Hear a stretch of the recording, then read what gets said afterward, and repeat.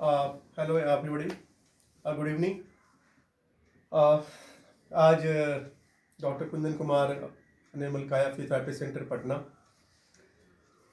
आज 31 दिसंबर। हम लोग बहुत कोविड-19 से परेशान रहे और ये पैंडेमिक साल रहा काफ़ी। और मैं हैप्पी न्यू ईयर कल के लिए बोल रहा हूँ, क्योंकि कल हम लोग नए साल में मिलेंगे। तो जो भी हमारे व्यूअर्स हैं, जो हमारे लिसनर हैं, और हम उम्मीद करते हैं कि हमारा साल अच्छा रहे और हमें इस पैंडेमिक से लड़ना ना पड़े और सभी लोग अच्छे स्वस्थ रहें और हम लोग एक अच्छा लाइफ लीड करें। आज ठंडे का मौसम, आजकल दिसंबर में ठंडा काफ़ी पड़ रहा है, दिसंबर जनवरी। तो मैं सोचा कि आज आपको एक इम्पॉर्टेंट बात इन्फॉर्मेशन दूँ ब्रेन स्ट्रोक से रिलेटेड। क्योंकि फिजियोथेरापी में यदि हम बात करें ब्रेन स्ट्रोक, तो ज़्यादातर जो हमारे पैरामेडिकल डॉक्टर हैं वो तो सब जानते ही हैं, लेकिन बहुत सारे आज के तारीख में भी बिहार और जो भी और इंडिया की बात करें, वैसे लोग जो बहुत रिमोट एरिया में रहते हैं, इसमें इनके बारे में बहुत अवेयरनेस नहीं है।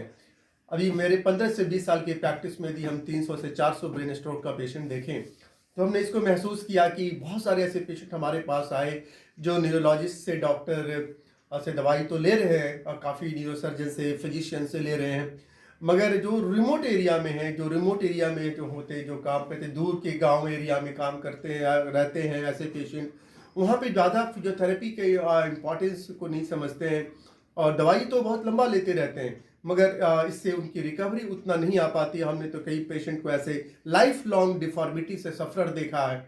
तो हम आज इसके इम्पोर्टेंस एज ए फिजियोथेरापिस्ट, चूँकि मैंने इसमें काफ़ी जो काम किया, उस एक्सपीरियंसेस को मैंने बार बार कहा कि आप लोग के साथ हम ये शेयर करते हैं, ताकि आपके पास ये अवेयरनेस जाए और आप इसको फिजियोथेरापी जो भी आपके आसपास सेंटर हैं, जो डॉक्टर हैं, उससे आप मिल करके आप अपने आप को बेहतर रख सकते हैं।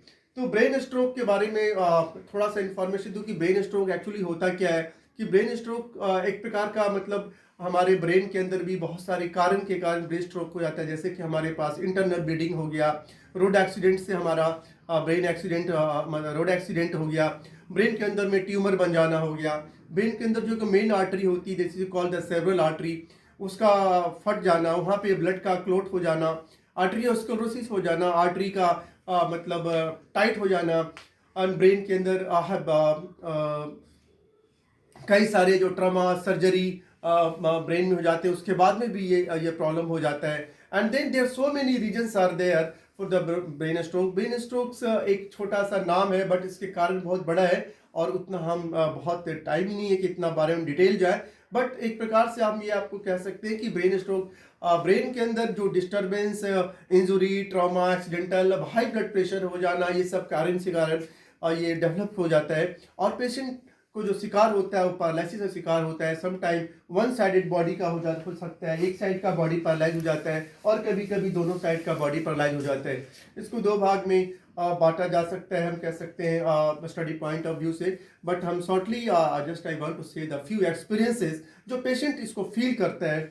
इसमें कभी कभी पेशेंट का स्पीच चला जाता है। पेशेंट चूँकि हमारे ब्रेन के अंदर जो ब्रोका एरिया जो होते हैं, जो कि बोलने के लिए होते हैं, वो अफेक्टेड हो जाता है। और जो मूवमेंट एरिया, जो भी हमारे बॉडी में जो मूवमेंट और स्पीच, और आपने देखा हो हमारे जो क्रैनियल नर्व है, जो 12 पेयर ऑफ क्रैनियल नर्व है, अब उसमें से कौन सा पेयर अफेक्ट होता है ये कहना बहुत मुश्किल हो जाता है। वो सीटी स्कैन और एमआरआई के थ्रू मालूम चलता है।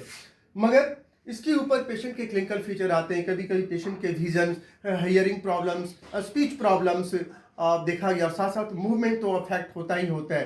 पेशेंट को हाफ बॉडी और some time full body bodies को भी पैरालिसिस को देखा गया है। तो यहाँ पे जो न्यूरोलॉजिस्ट डॉक्टर होते हैं उनका बहुत ज़्यादा अहम रोल है। जो न्यूरोसर्जन होते हैं उनका बहुत ज़्यादा इंपॉर्टेंस होता है। आप इमीडिएटली यदि आपको स्ट्रोक ऐसा आपका फैमिली में हो, तो आप फिजिशियन से, न्यूरोलॉजिस्ट से और न्यूरोसर्जन से कंसल्ट करें और उनके दवाई को, उनके एडवाइस को जरूर से फॉलो करें।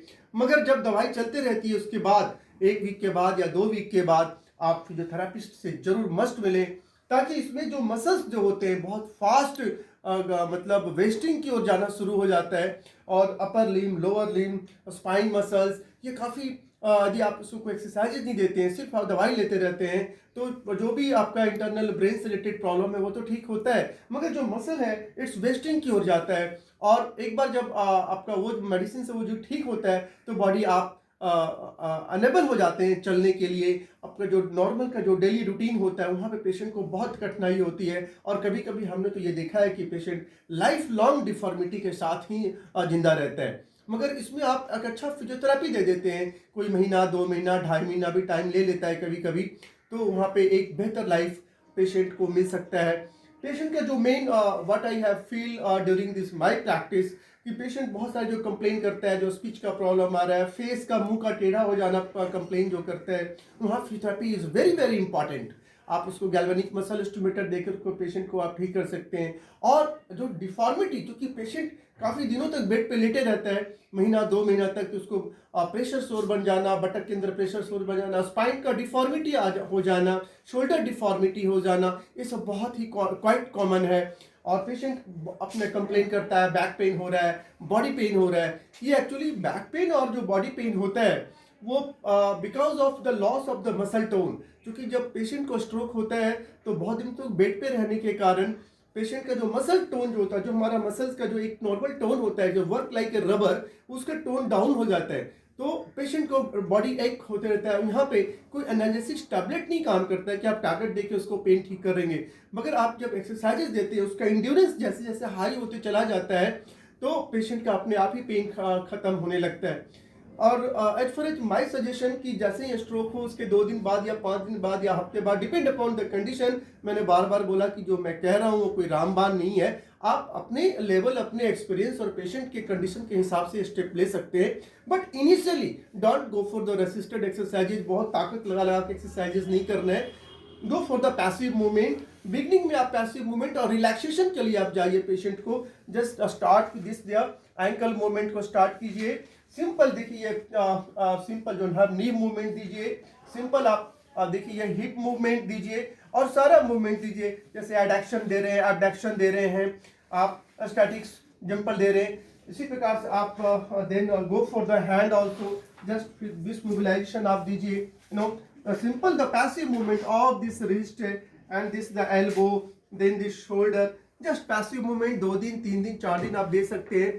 मेक द पेशेंट रिलैक्सेशन और उसको एक्सप्लेन कीजिए पेशेंट को कि हम जो दे रहे हैं इससे आपको क्या फायदा हो रहा है, हम जो नहीं देंगे तो आपको क्या नुकसान होगा। ये वेरी इंपॉर्टेंट, क्योंकि पेशेंट समझता ही नहीं है कि ये हो क्या रहा है, मैं ऐसे ऐसे क्यों हिलाया जा रहा है। इधर एक रिलैक्सेशन है जो कि पूरे बॉडी मसल्स, पेशेंट को स्ट्रोक हुआ है, जस्ट फुल वीकनेस महसूस कर रहे हैं, तो आप देने के बाद फिर आप धीरे धीरे जैसे पेशेंट आपको कोऑपरेट करता है उसके बाद आप रियल एक्सरसाइज पे जाइए, आप फिर असिस्टेंट एक्सरसाइजेस पे थोड़ा थोड़ा जाइए, असिस्टेड रेसिस्टेड एक्सरसाइज दीजिए, थोड़ा सा पेशेंट बाद में और रिकवर करता है तो रेसिस्टेंस को आप बढ़ाते जाइए। वहाँ पे वेट बैक ट्रेनिंग ले सकते हैं, डंबल ट्रेनिंग ले सकते हैं। Pillow arrangement is very important, patient को जहाँ पे जैसे कि दोनों बीच में आप दोनों पैरों के बीच में आप पिलो रखते हैं, it's more helpful. And there the back side of the pillow रखना, साइड में पिलो रखना पेशेंट के, जैसे हाथ ये ड्रूप कर जाते हैं, यू नो द हाथ पे ऐसे जस्ट सपोर्ट देना ताकि पेशेंट का ये कंफर्टेबल महसूस करे। तो पेशेंट का कंफर्टेबल होना बहुत जरूरी है। पिलो अरेंजमेंट कभी कभी हम लोग एक साथ 6-7 पिलो का भी अरेंजमेंट करते हैं, समटाइम्स द बैक साइड में of this one, this side, neck के पीछे, बैक के पीछे, initially but as a patient recover then pillow की जरूरत नहीं पड़ता है। Then start on the gait training patient का, क्योंकि पेशेंट अपना गेट को भूल जाता है, क्योंकि बहुत दिन तक पेशेंट बेड पे रहता है तो गेट ही भूल जाता है। हमको चलना कैसे, हमको बैठना कैसे, हमें नॉर्मल एक्टिविटी के लिए जो फंक्शन होते हैं उसको रिवाइव करना है, ये सारा काम फिजियोथेरेपिस्ट का होता है। And it is a very remarkable recovery to the patient. आप ब्रेन स्ट्रोक के पेशेंट को फिजियोथेरेपी नहीं देते हैं तो मैं तो ये काम कहूँगा ये इनजस्टिस हो जाएगा, एकदम आपको फिजियोथेरेपी देना है एंड टू इनकरेज करना है। And it is a remarkable recovery by the physiotherapy, but without neurologist और न्यूरोसर्जन के और फिजिशियन के टच में जरूर रहना है, उसका बीपी शुगर ये सब अल्टर ना हो, चेक करते रहना है, एंड फिजियोथेरेपी को मूव करते रहना है। तो होप फॉर द बेस्ट। यदि हमारा वीडियो आपको अच्छा लगे तो इसको आप लाइक करें और सब्सक्राइब करें। My motive only to just aware the physiotherapy importance of the brain stroke patients. Is not possible to teach the brain stroke in this video.